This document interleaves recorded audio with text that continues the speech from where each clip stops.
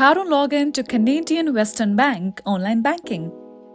Hey everyone, this is Susan from Create Login and Delete, and now, without any further ado, let's get started. So open any web browser and go to the search bar and search for Canadian Western Bank. Now just tap on the first link that is on top. Now we are here in the official website of Canadian Western Bank.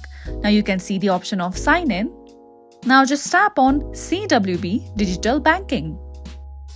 Okay, scroll down below and then tap on sign in again. Let's wait for some time.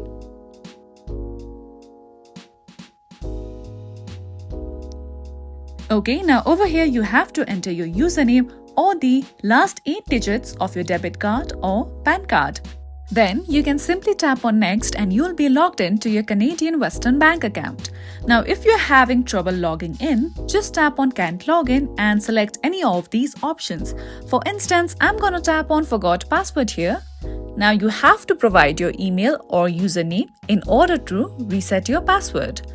So by following these steps, you will be able to recover your account and log in into Canadian Western Bank. And that's all for today. At last, don't forget to like and subscribe.